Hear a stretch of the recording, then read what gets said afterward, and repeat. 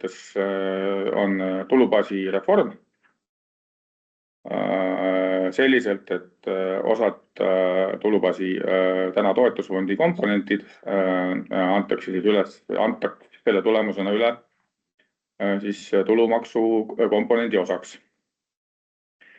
Miks ma ütlen, et see on üks viimase aja olulisemaid algatusi, seda eelkõige sellepärast, et see struktuurselt muudab finantseerimist ja omab pikaajalist mõju. Ja tegelikult, mis seal salata, selle nimel on ka päris palju pead murtud ja on aega läinud. Arutatud on seda muutust juba aastaid, julgen öelda, oma pikaajalise kogemuse pealt.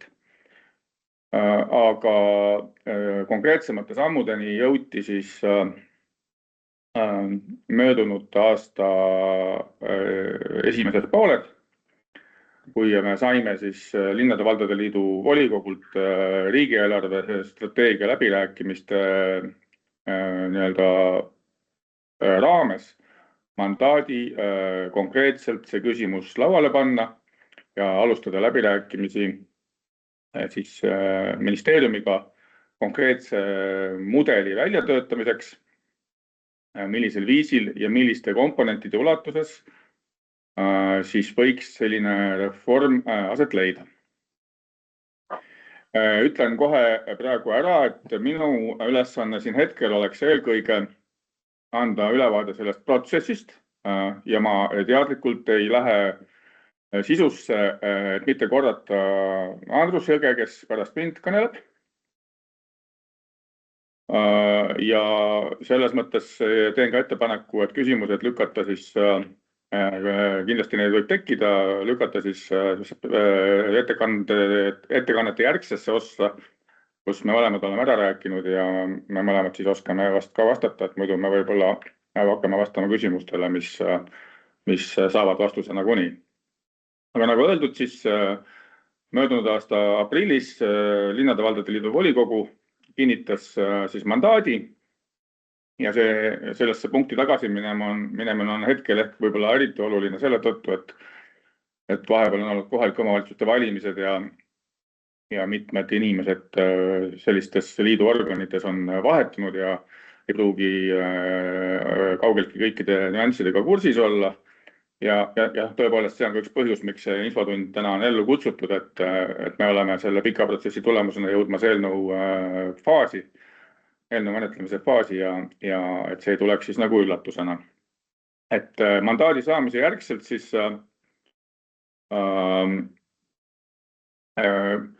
valitsuskomisjoni ja Linnade ja Valdade Liidu esindajate ühine töörühm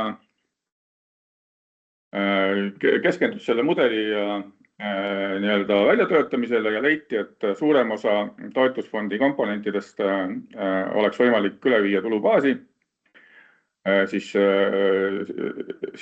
tulumaksu komponenti selleks, et need hakkaksid ajas indekseeruma. Ja lihtsalt kõige suurem üldistusena toon ära, et see puudutas siis olulisi komponente, välja arvatud siis õpetajate raha, mis oli algusest peale siis jäetud eraldiseisvaks teemaks. Ja juunikuus moodustasime me siis alamtöörühma, kuhu siis Linnade ja Valdade Liidu poolt kuulusin mina, Lauri Luur, Meelis Kukk, Allar Aiasoorg, Sigrid Karelson, Aime Roosioja ja Piret Sahkna. Ja sellest töörühmast siis juba jõuti konkreetsemate tulemusteni, millises summas ja milliseid komponente üle anda. Toimusid täiendavad läbirääkimised ja ministeerium siis nii-öelda arvutuslikult töötas välja selle mudeli. Ja see siis 7. oktoobril möödunud aastal meie siis rahanduse ja maksupoliitika töö otsustas siis heaks kiita algne välja pakutud mudel ja esitas juhatusele siis vastava ettepaneku ja juhatuse koosolekult siis Tagasisidena lõppkokkuvõttes esitati Linnade-Valdade Liidu poolt siis arusaam, et taotleda Vabariigi Valitsuselt siis tulumaksu tõusu toetusfondi komponentide arvelt 0,37% punkti võrra. Alguses oli ministeeriumi poolt pakutud välja 0,34% punkti tulumaksubaasi tõusu, aga siis juhatuse arutelus ja seal oli siis Tartu ettepanek, mis seda eelkõige nagu võib-olla kõige rohkem vedas. Sai seda siis natukene korrigeeritud, et täiendavalt 0,03% punkti seda korrigeerida. Ja siis sealt edasi juba juhatus kinnitas selle ettepaneku ja meid see siis pöördumise ja kirjaga 30. oktoobril ministeeriumile välja läks, et põhikomponentides ja põhiprintsiipides siis taotleda 0,37% tulumaksu, 0,37% punktilist tulumaksu komponendi tõusu. Nende komponentide arved siis, mille kohta siis Andrus annab täpsema ülevaate. Ja seda siis selliselt üleminekuperioodiga, et ükski omavalitsus siis vaadeldava perioodi jooksul ei kaotaks rahaliselt. Võttes arvesse siis tänased teadaolevad võimalikud baaseeldused ja prognoosid, milliseid majanduskasvusid ja palgakasvusid meil on võimalik Rahandusministeeriumi hinnangul ette näha. Et see on hästi oluline osa siin selles mõttes, et juhul, kui need tulevased majandustulemused peaksid tulema paremad omavalitsuste vaatest, siis on meie täiendav nii-öelda boonus. Ja siit jõuan tagasi võib-olla tiiruga siis tõepoolest sinna, miks me üldse kogu selle teemaga tegeleme. Võib-olla kõik ei ole ka sellega veel võib-olla kursis. Et baaspõhjus, miks me oleme seda läbirääkimisi pidanud, on see, et mitmed komponendid on üle 10 aasta seisnud sama koha peal, samas kui majandus on muutunud oluliselt. Ja selle indekseerimise kaudu, ehk et kui me viime selle tulubaasi üle siis tulumaksu komponenti, me saavutame siis selle, et omavalitsustel indekseeruks see tulukomponent iga-aastaselt kaasa. Ja oleks kõikidele omavalitsustele eelduste kohaselt positiivne tulem sellel. Ma usun, et me oleme tänases päevas jõudnud päris heasse kohta ja ma loodan, et see eelnõu liigub ministeeriumi koridorides ka valitsusse edasi. Ma ise oletaksin, aga sina, Andrus, võib-olla aitab mind, et eesmärk peaks olema ikkagi jõuda paralleelselt siis riigieelarve strateegia läbirääkimistega sügiseks siis valitsusse kindlasti ja võib-olla oluline ära mainida ka see, et selle protsessi käigus siis tuleb leida suurusjärk 3–4 miljonit lisakulusid selleks, et omavalitsuste tulubaas ei langeks ühelgi omavalitsusel alla ette nähtud nii-öelda taseme, ehk et ei oleks nagu kaotajaid. Ja see on võib-olla kõige kriitilisem küsimus, miks seda tuleb menetleda koos riigieelarve läbirääkimistega. Ja kõikide loogiliste eelduste kohaselt võiks see eelnõu siis jõuda vastuvõtmiseni, kui kõik läheb plaanipäraselt ennem valimisi.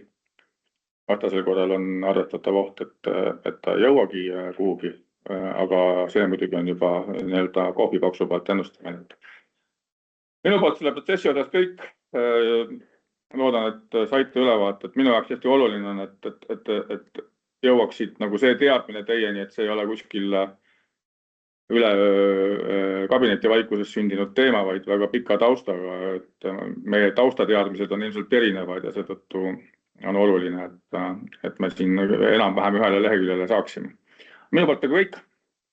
Aga aitäh, Andres, ja järgmisena Andrus Jõgi saab sõna. Ja. Tere päevast kõigile, väga tore, et nii palju on seda teemat kuulama kogunenud ja ma käin juba täpsemalt siis need selle sisu üle, et mida me oleme siis töörühmades arutanud, VTK-s kajastanud ja mille osas me siis tegelikult täna siis seda eelnõu tegemist kavandame. saad sa panna järgmise slaidi. Et see toetused, mille tulubaasi andmist, mille tulubaasi andmine on praegu hetkel päevakorral, on toodud teie ees, et põhiosa sellest moodustab nüüd põhihariduse toetus, välja arvatud küll siis nii nagu Andres ka ütles, õpetajate palgatoetuse osa. Aga võrreldes siis nüüd VTK ja eelnevate aruteludega on välja kukkunud ka kultuuriranits, et Kultuuriministeerium leidis, et see toetus on hetkel veel rakendamisjärgus ja ei ole võib-olla valmis üleandmiseks. Nii et see on nagu vahepeal välja jäänud, et niisugune muudatus on toimunud. Lisaks põhiharidustoetuse huviharidustegevuse toetus, suure hooldus- ja abivajadusega laste osutamise toetus, kohalike teedehoiu toetus ja nüüd eelnevad olid siin toetusfondis olevad toetused, siis ATM-i eelarves ka õpilaskodu toetused. Et kokku on seda nüüd 2026 aasta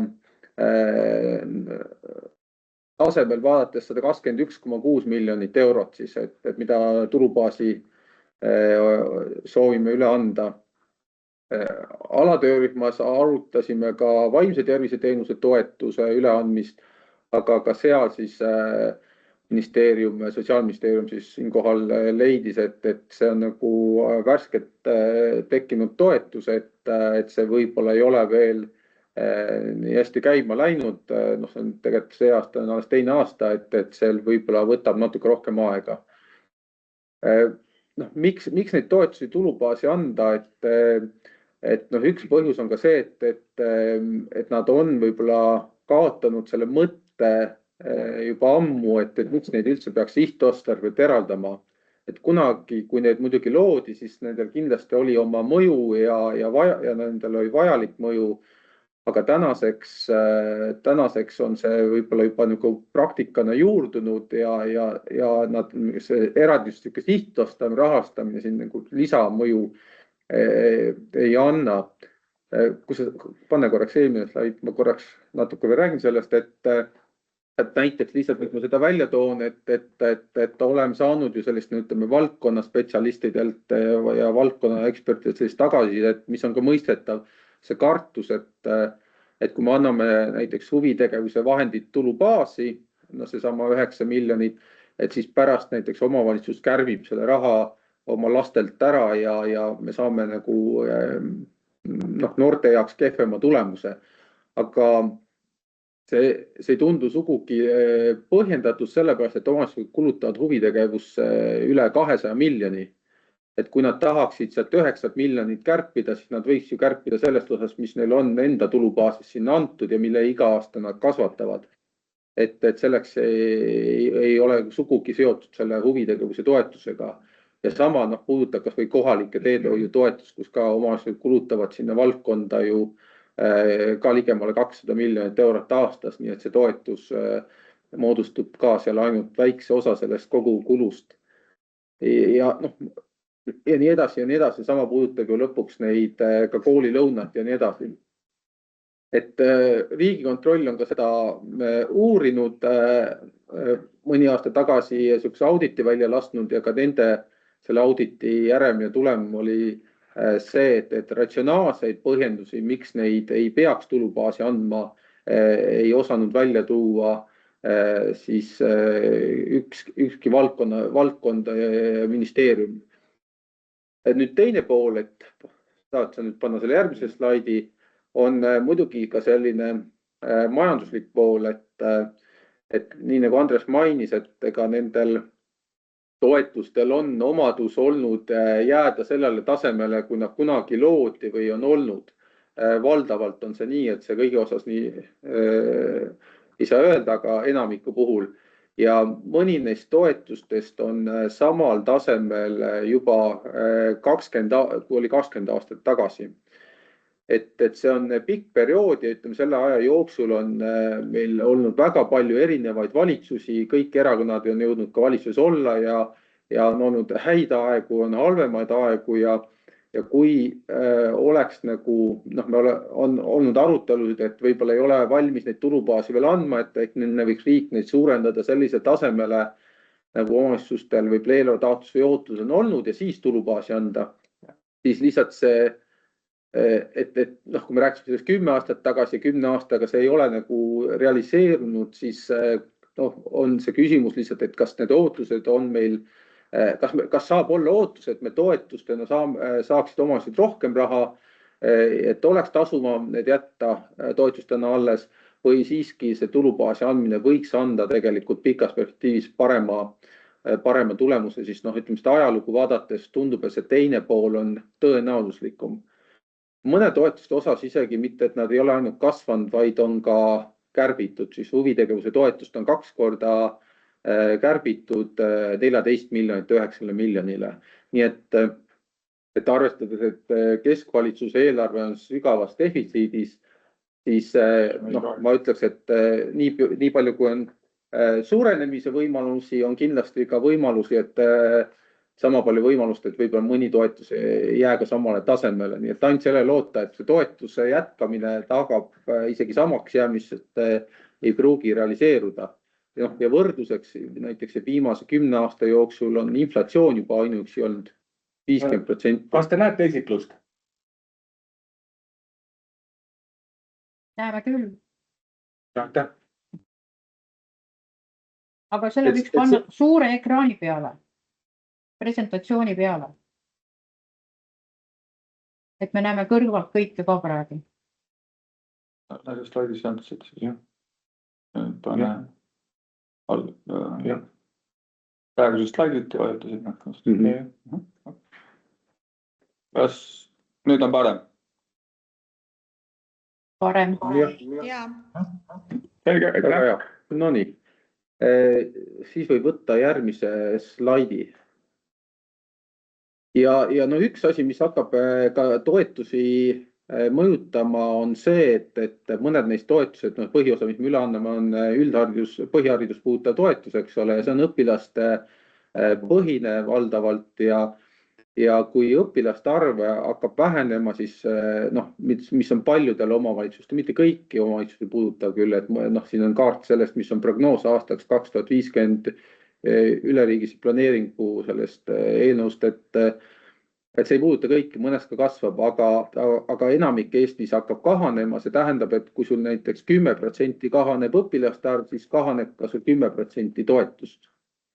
Et see on ka, millega peab arvestama, et see ei tähenda ka, et see toetus isegi siis, kui midagi ei muudeta, siis et see toetus omavalitsuse jaoks ei võiks väheneda. Et võib ikka. Järgmine slaid. Jah, aitäh. Ja ütleme, see avatöörühmas me käisime läbi erinevad variante, et siis kuidas seda raha võiks tulubaasi anda ja võib-olla põhipostulaadid, mis me seal ühiselt läbi arutades leidsime, et millest võiks lähtuda, et punkt 1 oleks see, et maksimaalselt võimalikus osas võiks suurendada just tulumaksu. Ja just sellepärast, et see tulumaks tagab selle automaatse kasvu edaspidiselt, et käib kaasa sellise majanduse arenguga. Et kui me paneks nagu põhiosa tasandusfondi, siis tasandusfondi automaatselt ei suurendata, see ei ole indekseeritud kuidagi ja üldjuhul ta ei kasva. Et sinna raha tihtipeale juurde ei tule, nii nagu toetusfondi pole tulnud nagu näha, ei ole ka tasandusfondi üldjuhul. Nii et see tulumaksumäära maksimaalses osas suurendamine oli üks seda, mis me vaatasime kõigepealt, et kui kõrgele saab seda viia. Miks me kõike tulumaksu siiski panna ei saa, on see, et see tulumaks ei jaotu üle Eesti ühtlaselt, aga meil soov oleks tegelikult see kasv, mis sellest tulubaasi viimisest tekiks, et see oleks tegelikult üle Eestiliselt pärast ühtlasem ja sellepärast see üks osa tuleb ka tasandusfondi panna. Lisaks, kuna me tulubaasi viime tulumaksu laekumisse, eks ole, siis see kuidagi ei hakka vaatama seda, et kuidas seda toetust täna jaotati. Seal on hoopis teistsugune mehhanism, põhineb maksumaksjatel, nende keskmisel sissetulekul ja seal toimuvad mingid muutused, iga üleandmisega toimuvad muutused omavalitsuste vahel rahalise jaotuse osas ja kui tulubaasi anda, siis mõnel omavalitsusel see summa väheneks ja mõnel kasvab. Ja et nüüd leevendada seda, et need kasvud kahanemised ei oleks suured või üldse ei oleks, siis sai ka läbi arvutatud, et sinna juurde tuleb luua ka mingi üleminekumehhanism, siis et neid miinuseid tasandada. Et sellega oleme ka siis oma arvestustes juba arvestanud. Nüüd alatöörühmas me rääkisime selle läbi ka sellist, et kuidas seda eelarve neutraalselt saab teha, et enam-vähem suurusjärgus 2/3 oleks võimalik siis tulumaksumäära kaudu seda ellu viia ja siis 1/3 läheks tasandusfondi koos selle kompensatsioonimehhanismiga.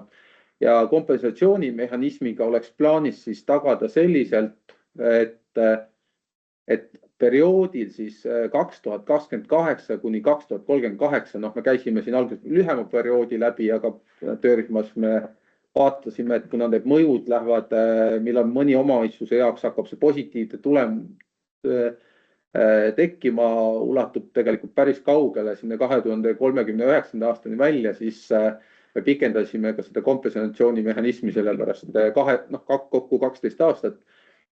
Et siis ühelgi omavalitsusel see rahastamine ei oleks väiksem kui tänane toetus absoluutmahus, et me ei arvesta ümber, kuidas toetus tulevikus oleks muutunud või ei oleks, aga lihtsalt, et arvestada, et tänane toetus, et sellega võrreldes kellelgi siis ei laekuks tulumaksust ja tasandusfondist tulevikus vähem. Esimesel aastal eelarve neutraalselt seda tagada ei saa, et kellelgi ei väheneks, et siis me panime lihtsalt piiri, et see mõju ei saaks olla suur, et ei saaks olla rohkem kui 0,1% tulubaasist. Aga alatöörühm muidugi juba siis tõdes, et eelarve neutraalselt neid summasid üle anda niimoodi, et osad omast tekib veel miinus ja arvestades veel, et see ei ole mõnel puhul veel 20 aastatki üldse kasvanud need toetused, et see võib-olla ei ole ka nagu õigustatud, et siin juba alatöörühmas me leidsime, et ministeeriumid siis proovivad tegeleda sellega, et leida vähemalt, et see miinus peab ära katma ja võib-olla ka lühendama seda perioodi, kus need omavalitsused siis plussi jõuavad, kellel see võib-olla jääb väga kaugele muidu. Ja sama oli ka siis omavalitsuse liidu tagasiside siis ka VTK menetluse ajal sellele, millest Andres rääkis ju pikemalt, et see tulumaksumäär tuleks 0,03% rohkem tõsta, et tagada see juures veel vähemalt seda, et siis kellelgi ka 2027 juba, eks see esimene üleandmise aastal ei oleks ei tekiks neid miinuseid. Et nüüd mõjudest, et mõjudest siin on ära toodud grupiti selliselt need mõjud, et esimesed 3 on siis Tallinn sealhulgas, et esimesed 3 rida on siis need, kes ei ole tasandusfondi saajad täna. Järgmised siis on tasandusfondi saajad, aga jagatud selliselt, et kas nad on keskuslikud või siis nagu hõreda asustusega. Ja need mõjud üldiselt on selline, et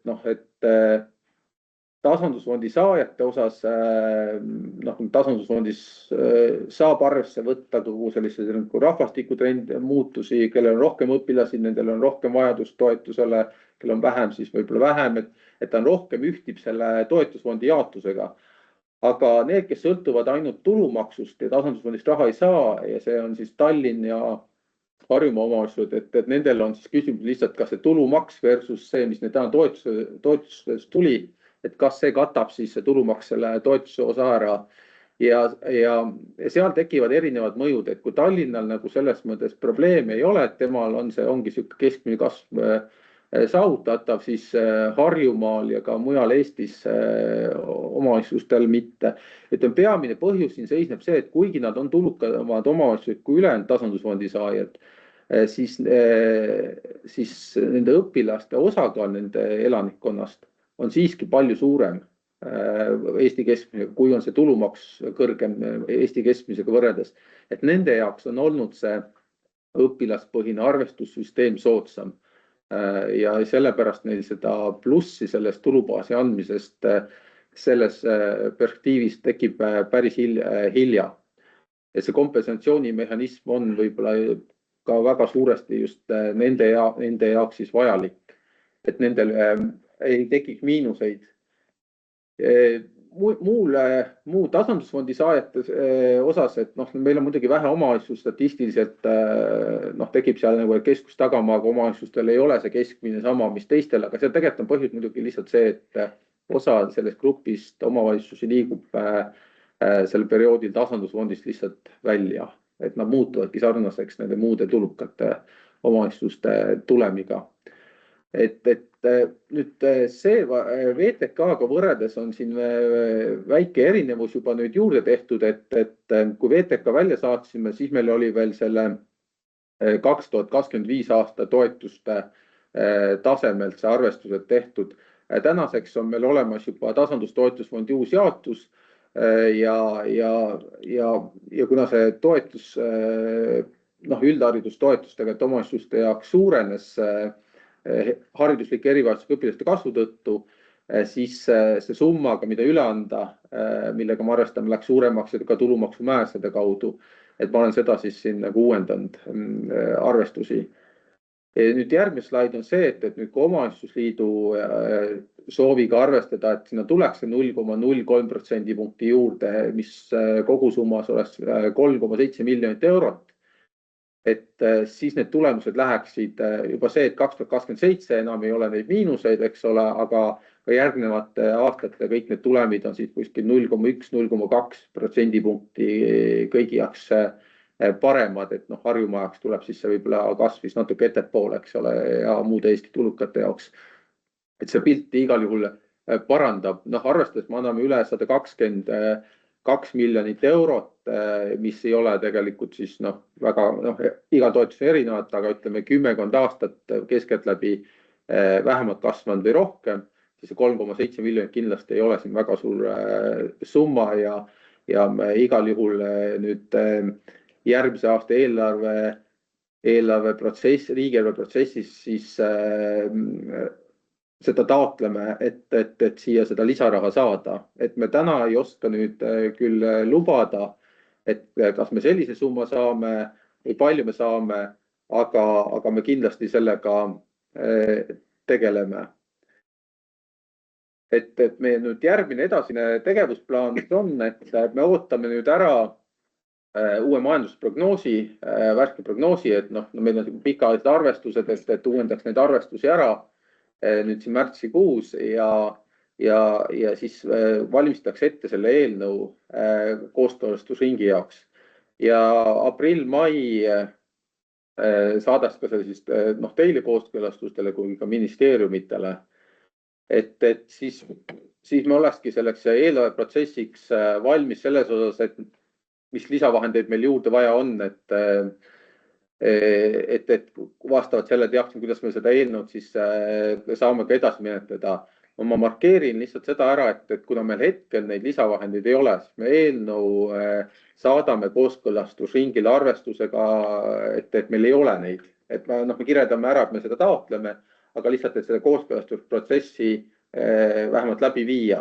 Et kui me saame lõpuks, siis saab kiiremini edasi tegutsedes, probleem, nagu Andres ütles, et me lihtsalt ei jõuaks seda kogu menetlust läbi viia nüüd pärast septembrit.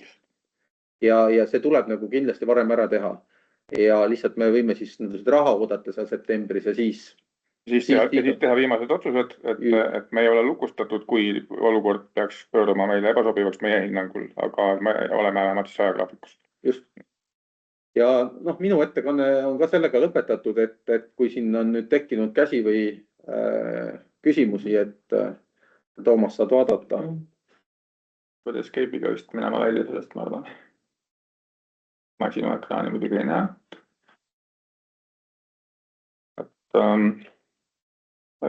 Escape ei lähe. Ma võtan oma, mul on ka siin endal lahti. Nii, Piret, saab käsi. Ja, aitäh.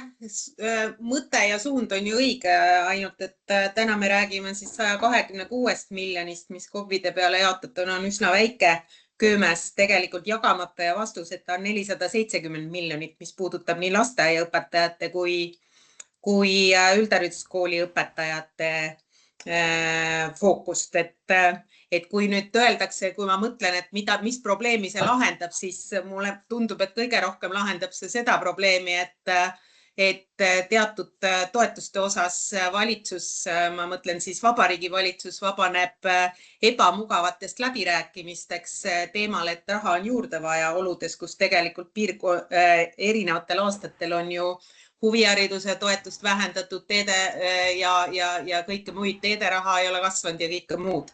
Aga minu küsimus on see, et ma panin siia chati ka, et teema ei ole ju uus ja suund on õige. Küsimus on, et kas selle teemaga ma ei kuulnud ühtegi sõnumit Haridus-Teadusministeeriumi poolt, kes peaks vaatama ja hindama ka mõjusid, kas kohalikud omavalitsused hariduskorralduses on valmis nendeks muudatusteks. Ja teine teema on ka see, et kas kõik need vastutusega seotud sammud, mida me oleme RES-ist kokku leppinud juba 2022, sealhulgas keskhariduse vastutuse üleandmine riigile, siin on rahastuse poole pealt, Andrus tõi ju välja, et näete suuremat tuge vajavate laste teema, ehk siis kes mäletab täpsemalt, tegevuskulu toetus läheb üldiselt tulubaasi, ei arvestata enam seda lapse keerukust ja raskust. Siin on erakoolide teemad, kas erakoolide laste toetus siis hakkab liikuma nüüd ka KOV-i vaatesse, et siin on väga-väga mitmeid küsimusi. Küsimus, kas HTM on olnud kaasatud, kas mõjusi ka hinnatakse, mis on rahaga otseselt ka seotud, et saada aru, kas KOV-id on valmis nendeks muudatusteks ja miks ei ole võetud terviklahendust, ehk siis ka seda 470 miljonit, kui me päriselt tahame kohalikele omavalitsustele autonoomsust anda. Aitäh! Aitäh küsimuse, et ma alustan tagantpoolt ettepoole ise, et nagu sa õigesti ütlesid, sellele kõigele on eelnenud väga pikad arutelud ja need pikad arutelud on aastaid tammunud koha peal. Ja selleks, et selle teemaga nii-öelda kännu tagant välja pääseda ja tegelikult reaalselt mingi käegakatsutava tulemuseni jõuda, otsustasime me selle teema ära tükeldada selliselt, et see on nii-öelda söödav ja hoomatav ja riskid on maandatavad.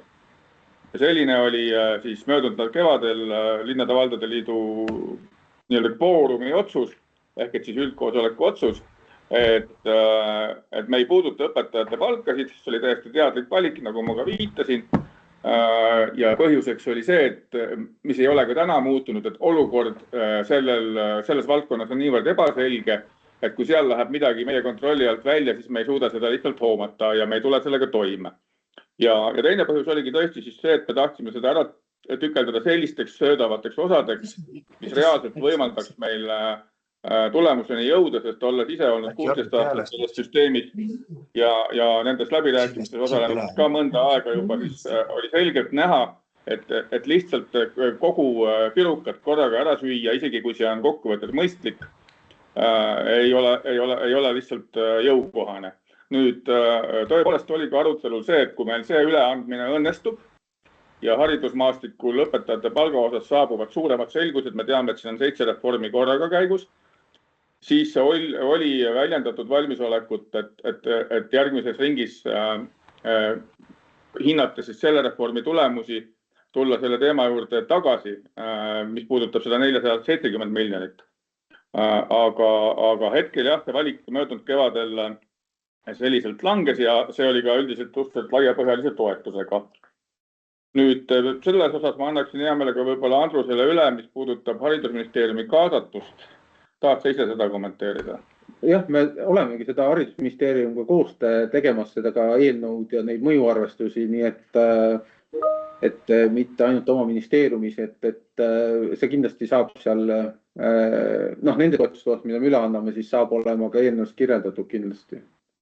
Aitäh, Andrus, kas ma saan aru, et siis kõik see, mis puudutab suuremat tuge vajavate tegevuskulu toetust, erakoole, riigikooli, laste poole pealt, kõik need mõjude analüüsid on analüüsitud Haridus-Teadusministeeriumi poolt. Mis see muudatus kaasa võib tuua?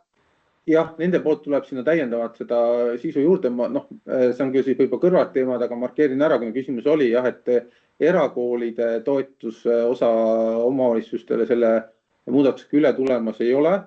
Nüüd seda, et kuskil on HEV-õpilaste tõttu kõrgem kulu või mitte, et seda me tegelikult siis võtame ka arvesse kas või samas, et me tagame, et seesama tase, mis täna oli toetustena, et kellegi sellest kuidagi väiksemaks tulem ei lähe. Et muidugi on sellel aastal on küll ka olnud seda, et kuigi üldõpilaste arv on juba mitu aastat languses, siis HEV-õpilaste arv on tegelikult ju veel kasvanud. Eks ma ei oska nüüd seda praegu hetkel öelda, millal see prognooside järgi võiks ka muutuda, aga mul on lihtsalt ettepanek, et enne kui te kuhugi lähete, et tehke ära ikkagi mõjuanalüüsid ja siis liikuge edasi, et meil on lihtsalt hariduses viimasel ajal see, et mõjuanalüüsi üldse ei tehtagi. Aga see teine sega ma lihtsalt markeerin ära, et selge see, et see muudab ka omavalitsuste arvelemise mahtu suuremaks, eks ole, et need osad, milles ennem ei arveldatud, kuna need tulid toetustena, siis edaspidi need lisanduvad ja sealhulgas ka õpilaste osad muidugi peab sellega iga omavalitsus siis arvestama. Väga tore, siis palun rääkige ka see avalikult ära, et Haridus-Teadusministeeriumil on täna kavas koostöös teie regionaalministeeriumiga ka arveldust põhikooli osas vabatahtlikuks muuta. Millise mõju see veel kaasa toob selle reformiga seoses? Ma tahaks võib-olla siin küsimused Piretile tõstatada on kõik nagu asjakohased ja arusaadavad, et lihtsalt mida ma püüdsin selgitada, et ükskõik millise reformiga me ei lahenda kõiki maailma küsimusi, mis meil lahendada on. Haridusvaldkonnas on tõepoolest hästi mitu küsimust veel vaja ära lahendada. Siin selles mõttes keegi vastu ei vaidle. Aga mida ma püüdsin väljendada on see, et selleks, et lihtsalt mitte olla 20 aastat ühe koha peal ainult rääkida, kuidas kõike on vaja muuta. Me otsustasime, et me tükeldame selle probleemi enda jaoks teatud osadeks, mis on söödavad ja arusaadavad. Teeme selle osa, katsume ära saada. Ma arvan, et me oleme väga hästi õnnestunud, kui me selle tüki tehtud saame. Ja see annab meile vast julgust ja jõudu tegeleda ka paralleelselt ja ka edaspidi nende järgmiste küsimustega. Aga me ei saa kõiki probleeme lahendada selle ühe tööriistaga. See ei ole lihtsalt nii universaalne tööriist. See on see probleem. Aitäh, Andres. Viimane sõna lihtsalt mul, et minu tähelepanu on juhitud selle tõttu, et kui me neid asju kompleksselt ei vaata, siis pärast on omavalitsused suurema probleemi ees. Aitäh. Aitäh, Piret. Meelis, palun, pikemat aega sul käsi püsti juba. Ja, tere, head kolleegid.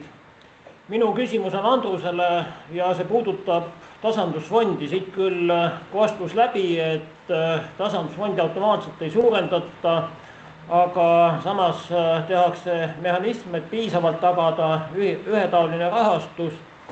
Aga kui ma vaatan toetus fondist ära siirdatud summade mahtu ja selle dünaamikat erinevate komponentide vahel, sealhulgas ka kompensatsiooni vahendid. Ja kui ma teiselt poolt võtan kõrvale tegeliku olukorra Pärnu linna näitel, siis Pärnu linnalt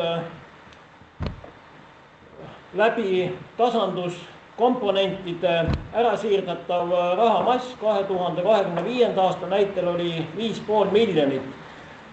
Ja kui ma võtan 2027. aasta ja viin sisse selle eraldise suurendamise ehk mõlema komponendi koefitsiendid on 10,6%, siis sealt tuleb täiendav vahend 2 554 000 ehk pool sellest äraviidavast summast peaks tulema läbi tasandusfondi ja veel ka seda palju, et tasandusfondi maht Pärnu linnale oli 7,46 miljonit eurot ja meid väga huvitab see tasandusfondi, mis muudatused tasandusfondi jaotuses ette võetakse, et hea küll, ma näen, et tulumaksu eraldisprotsendi tõusuga vahendeid tuleb juurde, aga ma ei tea, mis toimub tasandusfondis ja see juurde tulev tulumaksu summa maht on 1/3, 2/3 jääb tasandusfondi, et see on väga oluline. Ja teine teema, ma olen seda ka, või õigemini küsimus 2 korral eelnevalt tõstatanud, et minu ettepanek on, et need indikatiivsed tuleviku dünaamilised näitajad, on nad siis maksumaksjate arvu näitajad, arvestatud dünaamikat või pensionite arvu, et mille alusel need arvestused tehtud on, need kas või üksiku omavalitsuse näitel või kaudu tehakse kättesaadavaks. Me ise oleme küll arvestanud, aga ma ei tea, kas meie dünaamilised tulevikuprognoosid langevad kokku siis nende andmetega, mida sina, Andrus, kasutad.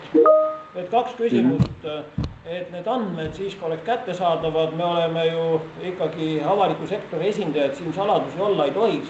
Ja teine huvitab väga see tasandusfondi kavandatavad muutused. 2027 läheb ikkagi algus üle poole läheb tulumaksu. Miks esimesel aastal on see natuke suurem osa tasandusfondis on see, et kui me tulumaksu määra muudame, see hakkab alati mõjutama veebruarikuust seda laekumist, siis me selle jaanuarikuu laekumisega ka antud juhul siis kataksime otsa läbi tasandusfondi, aga järgmistel aastatel seda pole vaja. Et edaspidiselt pealt seda ikkagi on see tasakaal circa 2/3 tulumaks ja 1/3 tasandusfondis, nagu ma ütlesin. Tasandusfondis, mis muudatusi me teeme, me tõstame üldjoontes kõigi elanike seda kuluvajadusväärtust. Välja arvatud siis hariduse osas tõstame õpilasealiste väärtust, et tegelikult siis võiks öelda, see raha nihkub tasandusfondis.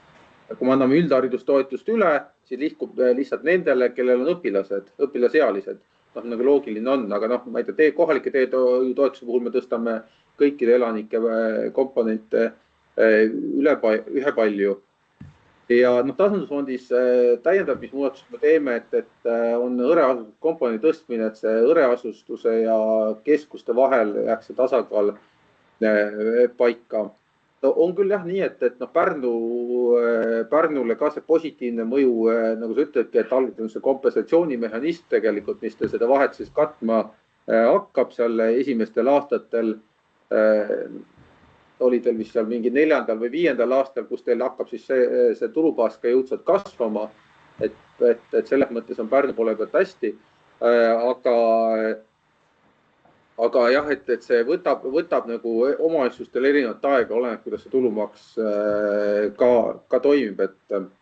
Nüüd sa küsisid ka selle, et kuidas me neid maksumaksjaid ja muid asju arvestame, siis Andres küll märkis seda, aga me võtame sellist nagu teiste eelnõudega puhul ceteris paribus põhimõttel, et me ei hakka näiteks, just et tuleks välja sellega tehtava muudatuse mõju, mitte muu asja mõju. Muidu, kui me panen kõik maailma mõjud sinna sisse, siis me keegi ei saa aru, et millest see mõju tekib või kõigi tulubaas kasvab. Kui ma lihtsalt arvestaks seda, et tulubaas kasvab ja see ongi positiivne, siis see nii ju ei taha, et me tahaks seda eelnõu mõjust rääkida. Me tegelikult ei arvesta seda, ei ole plaanid arvestada seda, et nagu siin on jutt, et kellegi prognoosi järgi tegelikult õpilaste arv poole võrra kukub, järelikult võib ka tal tulubaasi poole võrra kukkuda see osa. Me tegelikult võtame ikka tänase toetuse aluseks, prognoosi võtame tema tänase sellise elanike arvu struktuuri ja maksumaksjate struktuuri. Et loomulikult võib tulevikus mõnel kahaneda, kasvada, aga see mõju lihtsalt on tingitud sellest kasvust ja kahanemisest, mitte sellest tulubaasi andmisest.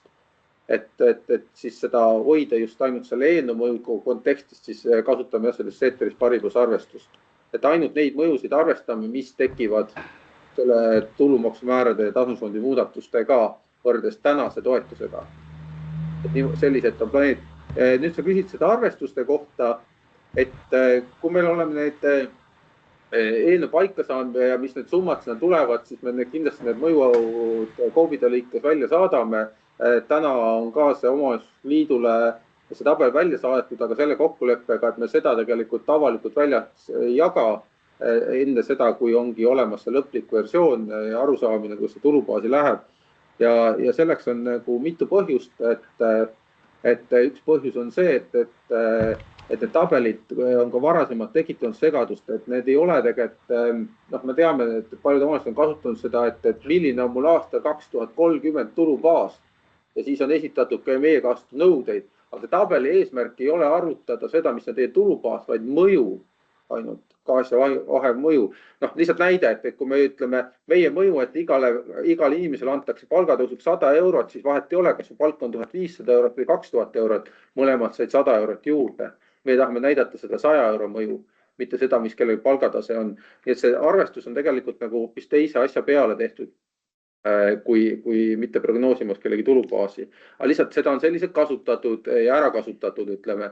Ja teine põhjus on see, et noh, nagu ma ütlesin, et siin omavalitsustel on erinevad, millal keegi selle positiivse tulemini jõuab sellest üleandmisest. Mõni jõuab kohe, mõnel võtab rohkem aastat, mõni, nagu siin oli näha, et või tulukamatel omavalitsustel paljudel jääb see selle perioodi lõpupoole, et lihtsalt ei tekiks selline, ei oleks, et meil ei tekiks seda vaidlust, et kuidas me seda üle anname, on täpselt see, kuidas mõni omavalitsus võidab, kaotab, et see ei ole selle asja iva, et vähemalt kindlasti keegi kaota, siis kellelgi ei vähene ju alla nulli ei lähe.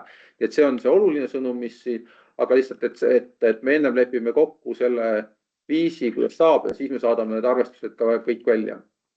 Aga kellelgi ei vähene, nii et selles mõttes seda ei ole nagu maksa karta, et ei vähene ka Pärnu linnal. Ma võib-olla lihtsalt täiendavalt siis Andruse jutule, võib-olla ta küll ütles lõpuosas selle ära, aga et ega me perspektiivseid majanduse mõjusid ühe omavalitsuse kaupa prognoosida ja seda siis nagu absoluutse sellise rahavoolise nii-öelda andmeväljana välja saata ju ei ole võimalik, see on selge. Aga et oluline on see, et me oleme seda disaininud, seda reformi selliselt, et konkreetse muudatuse mõjud peaksid olema kõigile kas null või positiivsed tänase teadmise pealt. Ja eeldusel, et me võtame eelduseks, et riik tulevikus toetusi tõenäoliselt ka ei tõsta.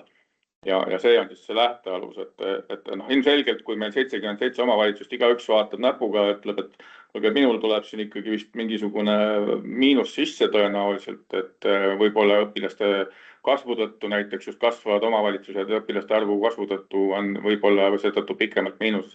Sellisel juhul ei ole võimalik sellist üldreformi ellu kutsuda, et siin peab neid mööndusi tegema. Aitäh. Järgmisena Anu, palun. Ja tere.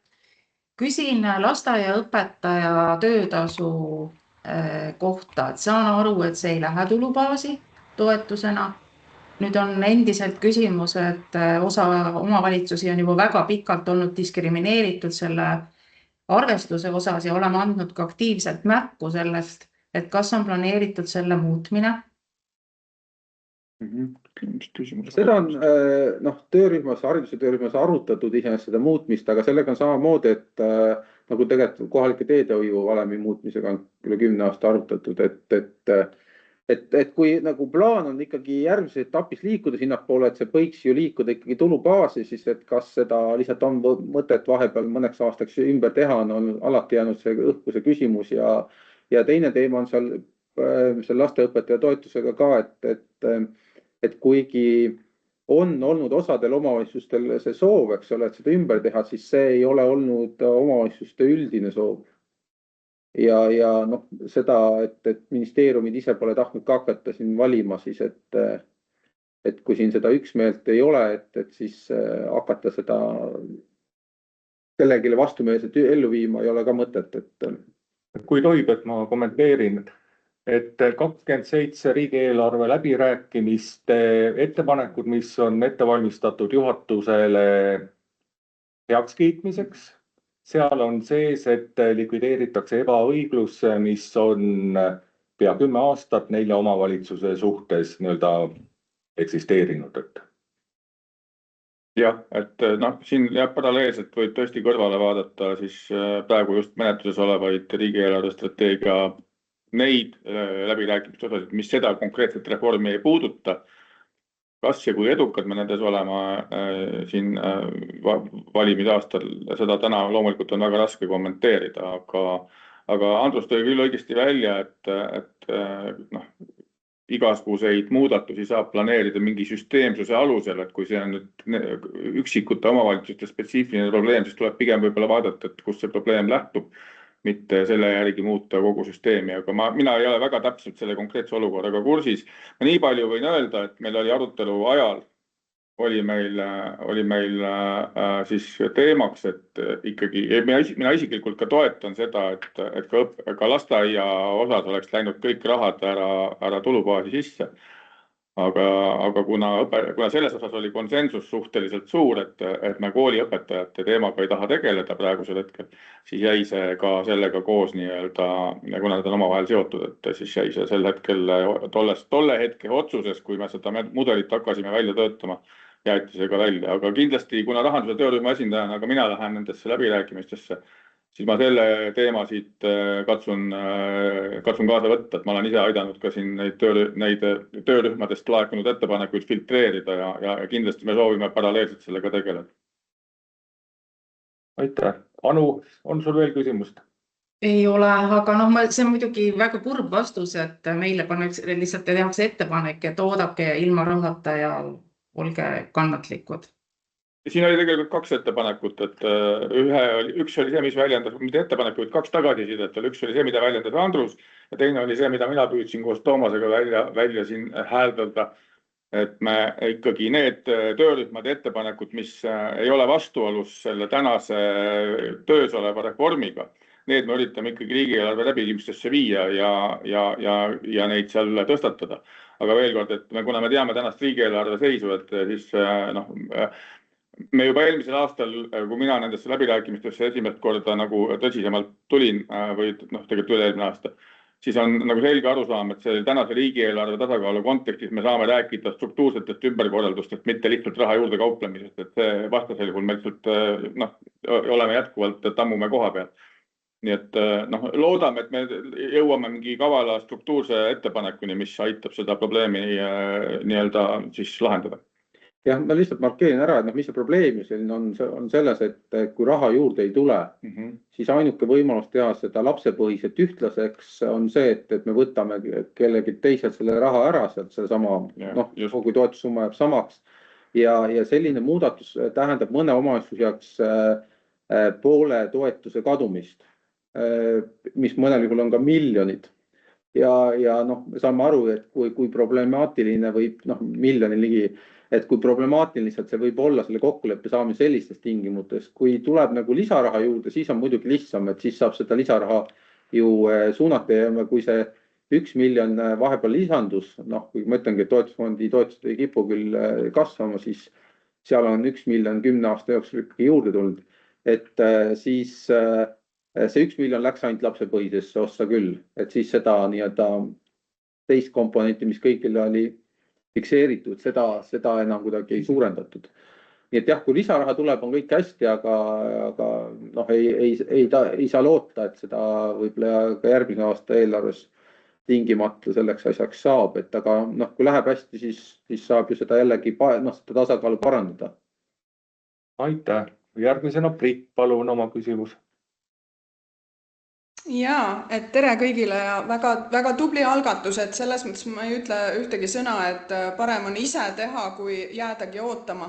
Aga ma tegelikult, ma olen nüüd Andres ja Andruse vastustest vist saanud natuke neid nii oma küsimustele vastuseid, aga ma ikka markeerin ära, et kas ikka ei võiks minna nagu natuke ambitsioonikama protsendiga kui see 0,37, sellepärast et mina tunnen küll, et meie kohustused on aina kasvanud, kõik hinnad, kõik on kasvanud, samas on näiteks, ma toon näite võib-olla selle asendusjärelhooldus, mis võeti 2024. aastal ära toetusfondist, et me saime seda nende laste pealt siis, kes meil reaalselt olid asendusjärelhooldusel. Praeguseks see summa on 180 000 aastas ja seda siis meil tuleb nii-öelda katta siis oma üksikisiku tulumaksust ja tuludest, et see on päris suur summa. Ja teine asi, et huviharidus, et me saame praegu 67 000, on 67 000 on meil huvihariduse toetus, reaalne kulu on üle 200 000 puhtalt kompenseerimiseks, et kas me ei võiks olla, need summad on ju ära võetud meil nii-öelda toetusfondist, et kas me ei peaks olema natuke nagu küsima rohkem, et rääkimata siis teede teemast, et kui me anname teede teema nii-öelda sisse, ma saan aru, et see on parem kui mitte midagi, aga teisest küljest ma ei tea, see kulud on ju nii palju suuremad ja keegi neid kuidagi ei kompenseeri. Ja aitäh. No, eks jällegi ma pean tulema selle juurde, mida ma nagu olen näinud ühelt poolt omavalitsusjuhina pikka aega, aga teiselt poolt ka jälgides kõrvalt ja siis hiljem osaledes nendes läbirääkimistes, et kõige lihtsam ühelt poolt on minna ja ütelda, et andke meile raha juurde. Et meie kulud on kasvanud ja meil on nüüd vaja, et te annaksite meile raha juurde.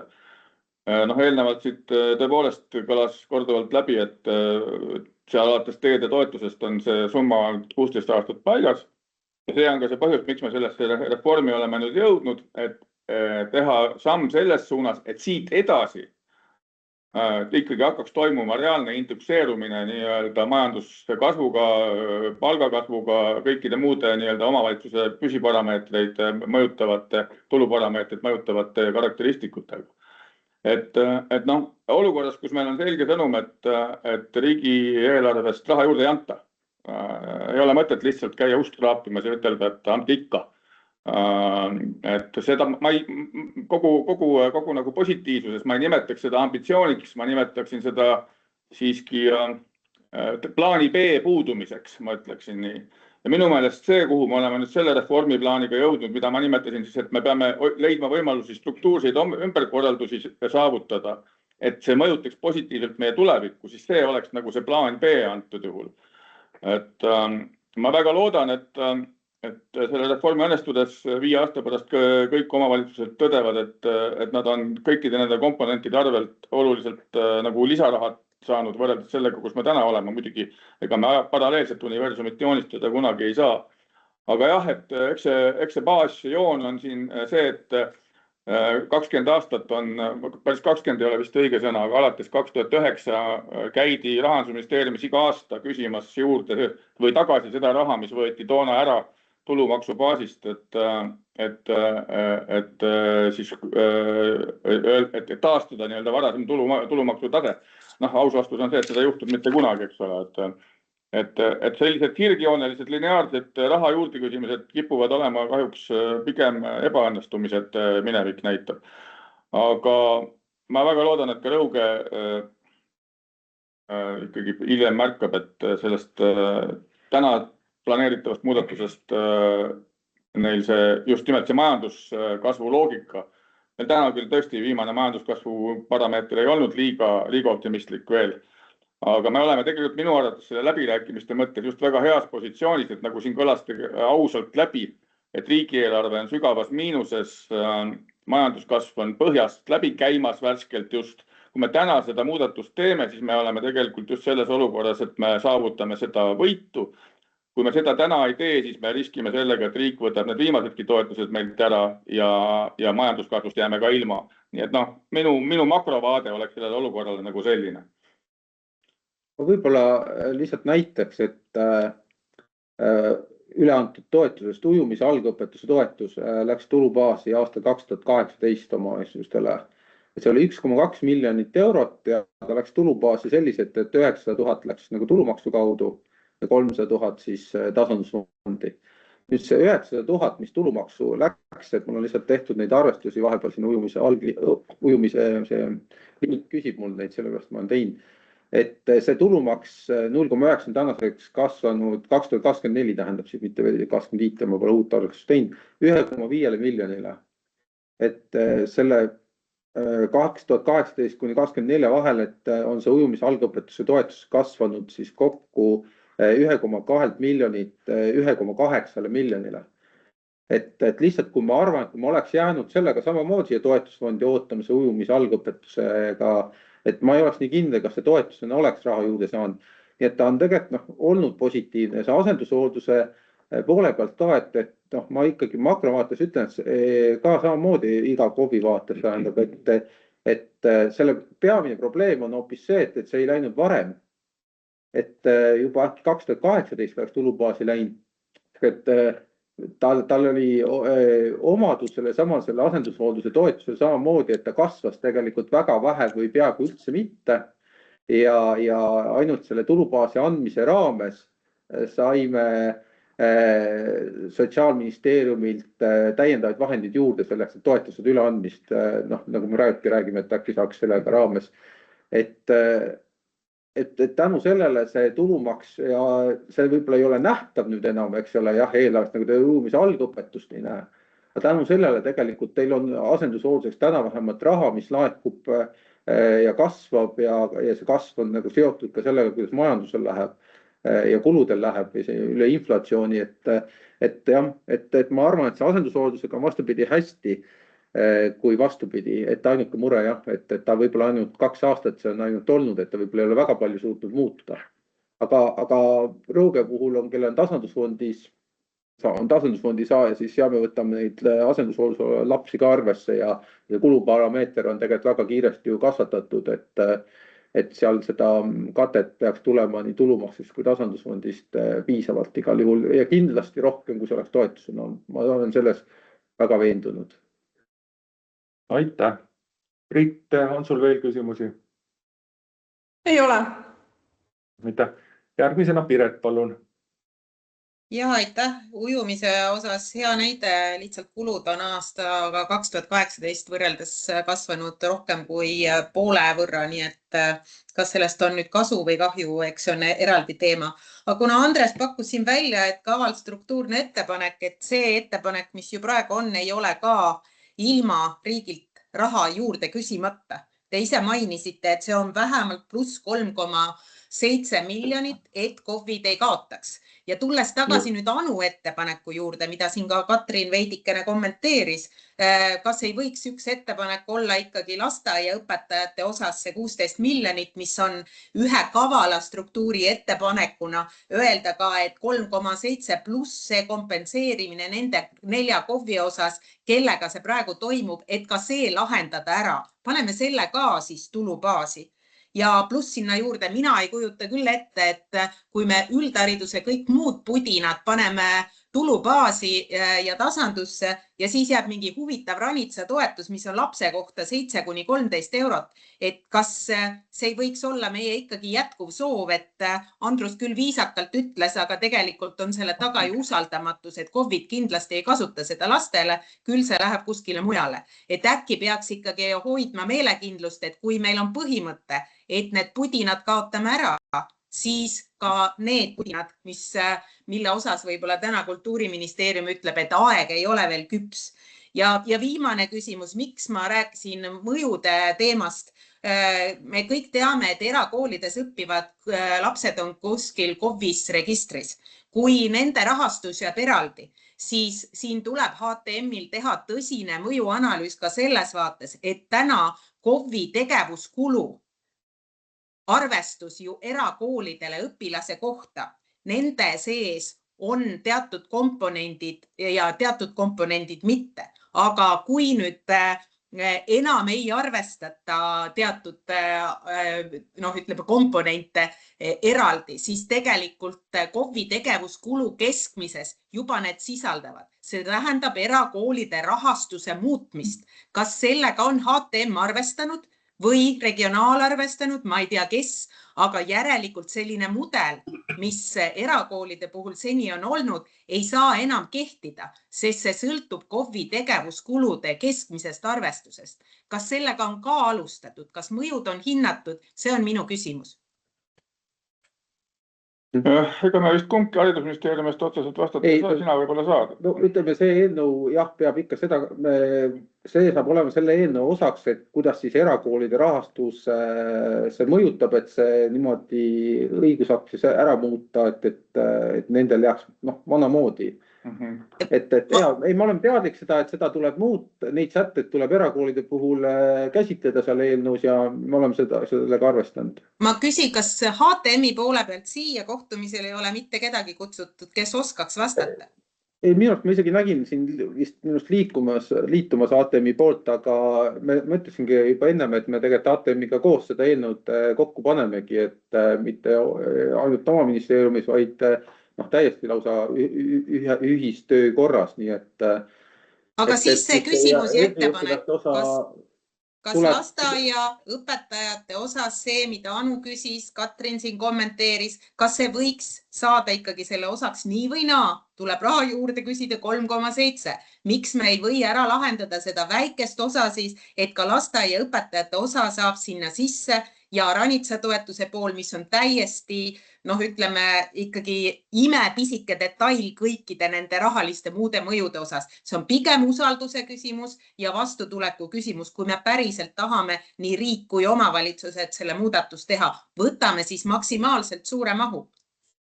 Ja Piret, ma alustasin tagantpoolt ja väiksematest komponentidest, et alguses oli Ranitsa toetus sees ja nagu sa tabavalt ütlesid, see on väike summa ja selle arvelt üleantavad summad tegelikult ei ole muudetud. Lihtsalt küsimus on selles, et kui me jääme Kultuuriministeeriumiga 7 euro pärast kakleme ja laseme 155 miljonit vastu taevast, siis minu meelest ei ole see proportsionaalne. See oli nagu teadlik valik, et okei, see oli nende nii-öelda omapoolne jonn ja nägemus ja mina olin üks nendest, kes toetas sellisel juhul nagu, ma ei ütleks, et sammu tagasi tegemist, vaid selleks, et protsessiga edasi liikuda, teha nagu kompromiss, mis tegelikult rahalist mõju selle üleandmise kontekstis meile ei oma. Ma ei jaga, seda võib-olla Andrus tahab paremini kommenteerida, et seda lasteaiaõpetajat, et mis see nagu de facto muudaks, et nagu ma eelnevalt püüdsin sõnastada, siis sel hetkel, kui me mandaadi läbirääkimisteks saime, me saime ka mandaadi teatud ulatuses ja selle mandaadi piires me tegutsesime ja lasteaiaõpetajate ja kooliõpetajate palgakomponent jäeti sealt teadlikult tollel hetkel välja. Võib-olla saab seda korra veel kaaluda lasteaiaõpetajate osas, kuna aeg on natukene muutunud võrreldes aasta taguse ajaga, kui me selle protsessiga pihta hakkasime. Aga mina täna siin ei tahaks küll kindlasti mingit lubadust anda, et me hakkame seda selles mõttes, et me saame seda veel üle vaadata. Nüüd, mis puudutab seda, et see lause, et raha ju nagunii küsitakse juurde, et sellist asja nagunii ei ole olemas. Ma tahaks nagu öelda, Piret, et meil täna ei ole seda raha veel tegelikult ja see on tegelikult meie probleem. Et alguses see protsess algas eelarve neutraalselt.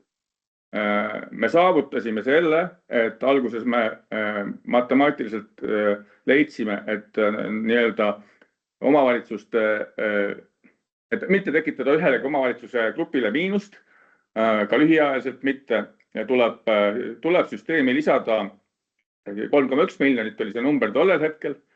See oli läbirääkimiste tulemus, et me selle 3,1 miljonit saime nii kaugele, et seda on ministeeriumid valmis RES-i läbirääkimistesse viima. Algne vastus oli, et unustage ära, meil on mandaat ainult eelarve neutraalseid läbirääkimisi pidada. Ja nüüd on see number siis tõusnud tänu erinevatele matemaatilistele ümberarvestustele 3,7 miljoni peale. Minu hinnangul on see hetkel nagu mõistlik kompromiss jällegi.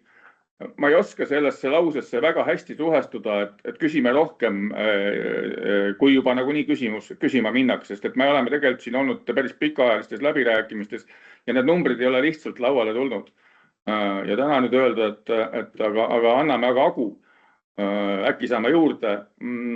See ikkagi peab olema millegiga põhjendatud, et see ongi minu vaates selle struktuurse ümberkorralduse loogika, et see raha ei tule kuskilt ja lihtsalt lisatakse, vaid et see peab tulema millegi arvelt. Nüüd ainuke küsimus, mida ma ei taha täna vastata ja mida tuleb Andrusega mul eraldi siin võib-olla mitte mul, vaid üldse võib-olla veel korra läbi arutada, on siis see küsimus, et kas ja millises ulatuses on võimalik ainult seda lasteaiaõpetajate küsimust lauale panna. Ma ei oska sellele täna vastata. Aga veel kord, see mandaat, mis meile kevadel anti aasta aega tagasi, me oleme tegutsenud selle volikogu mandaadi piires ja me ei ole saanud ka põhimõtteliselt seda ületada. No ütleme, ega eelarve läbirääkimised toimuvad nagunii, et ega see ei tähenda, et nüüd see toetuste tulubaasi andmine need muud asjad ära lõpetab. Lihtsalt nagu Andres ütles, mina ka nagu ei seoks neid kokku, et eks ole, kui me seda ei saa, et eelarve läbirääkimisi, seda me ka ei tee, et siis küsimus on ikkagi siis, et võib-olla siin on ikkagi mingid positiivsed aspektid, mida me võib-olla oleks kasulik, mis oleks kasulik ära teha ka siis, kui seda teist osa ei tule või tuleb, eks ole, et mõlemal juhul ja sellepärast nagu ei peaks nagu kõike seda kokku minu arvates siduma.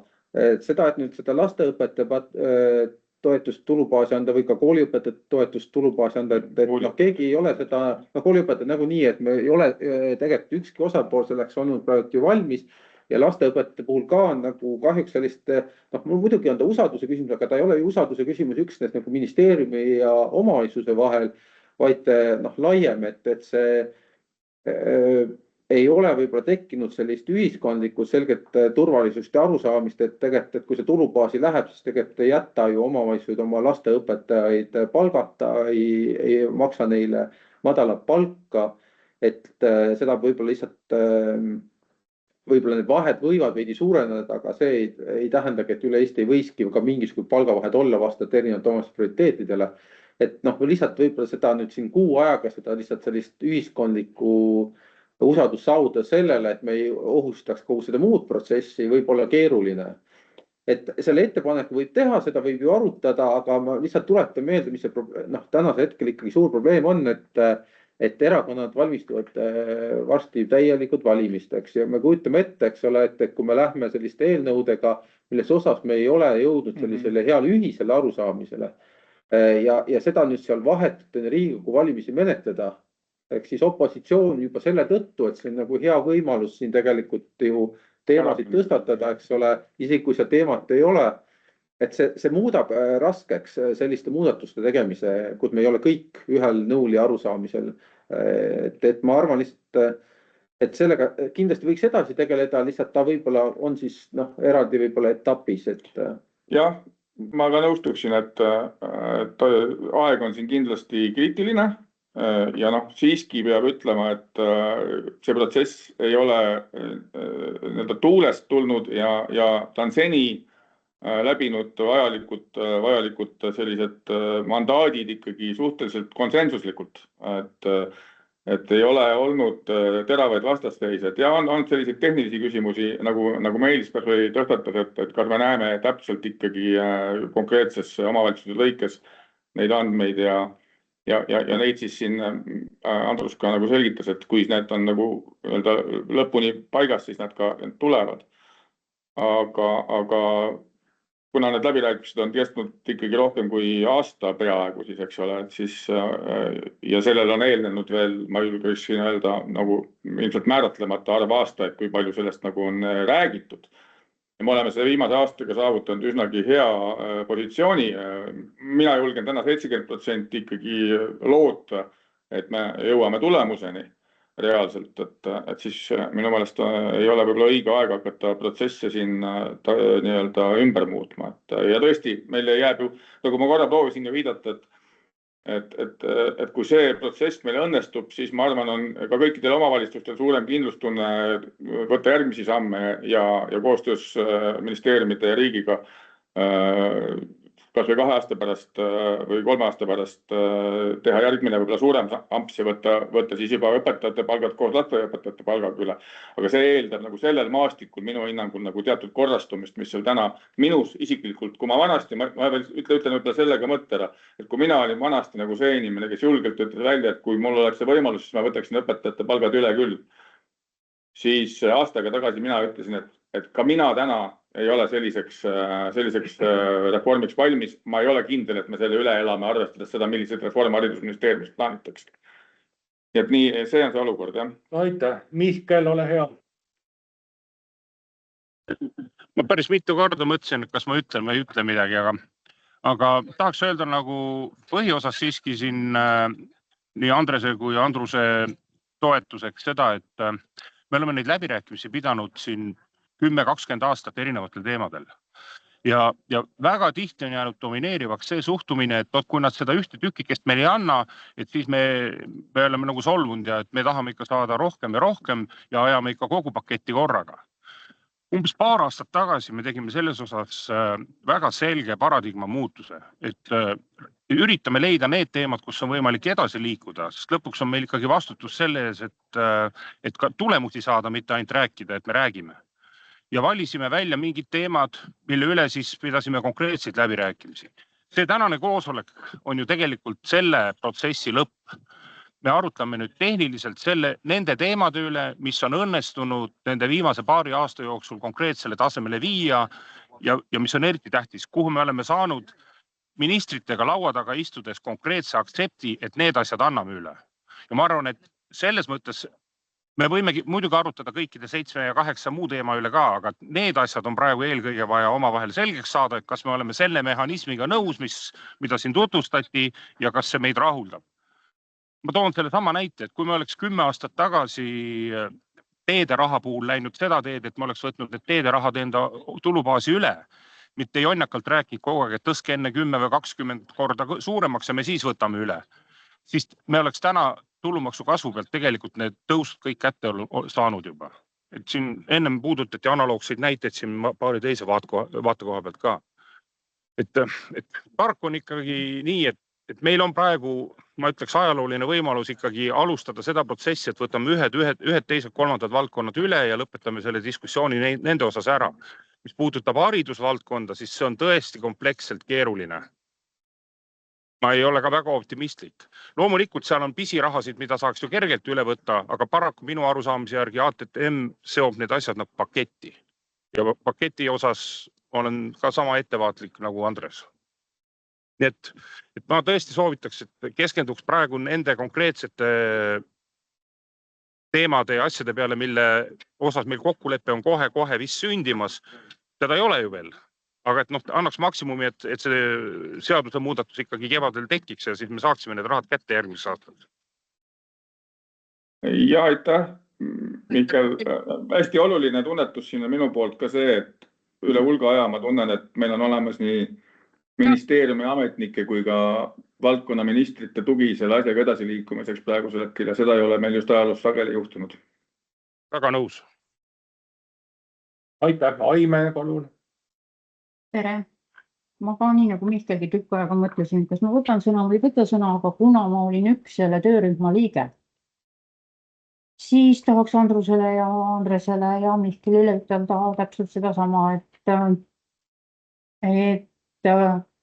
me tegime selles töörühmas kompromisse ja see, kus me praegu oleme jõudnud, on tegelikult päris hea asi. Ei ole mitte ainult kultuuriranits ja haridus, vaid täpselt samamoodi Piret, sul on vist jäänud tähelepanuta ka tervise edendamise toetus, mis on väga pisku, jäi sealt välja. Ja selle me võtsime täpselt samamoodi, kuna ministeerium ei olnud sellega nõus seda meile andnud. Et see, mis praegu laual on tegelikult kompromiss ja ma arvan, et see, et haridus praegu väljas on päris õige asi. Aitäh. Aitäh, Aime. Piret, palun. Ja aitäh, haridus ei ole väljas, haridusest on päris suur osa sees ikkagi sellest 126 miljonist, aga minu küsimus on pigem sellele, et me räägime, et ministrid oleks nagu konsensuslikud. Meil on täna valitsemas ja otsustav üksus ikkagi koalitsioon, ma saan aru, et kuhu kuuluvad Reformierakond ja Eesti 200. Isegi kui ministrid on omavalitsustele andnud lootus selle reformiga osalise plaan B-ga edasi minna, kui Andres nii nimetas, siis minu küsimus on, et kas Reformi ja Eesti 200 fraktsioonides on sellel teemal ka arutelusid peetud. Ma ei tea, võib-olla Andrus on kuskil käinud või keegi teine, et mis see meelsus siis on, et meid pärast ei petetaks, et töörühm on ära teinud suure töö ja tegelikult võib-olla tõmmatakse lihtsalt vesi peale. Võib-olla, ei saa välistada midagi. Aitäh Piret teile selle märkuse eest. Ma nii palju ütleks töörühma poolt ja Linnade Valdade Liidu poolt, kuna selle poolt ma tean paremini, et me ei ole piirdunud ministeeriumi ametnike ja ministritega, vaid oleme ka püüdnud siis otse öeldes lobitööd teha nii-öelda poliitikakoridorides. Peaministri erakonnaga läbi rääkida, tunnetada seda piiri. Loomulikult ei ole mina täna siin laua taga absoluutselt positsioonil ütlema, mis see lõplik lahendus on. Aga me kindlasti ei ole istunud käed rüppes ja proovinud siis paberi peal asju kokku leppida omavahel siin.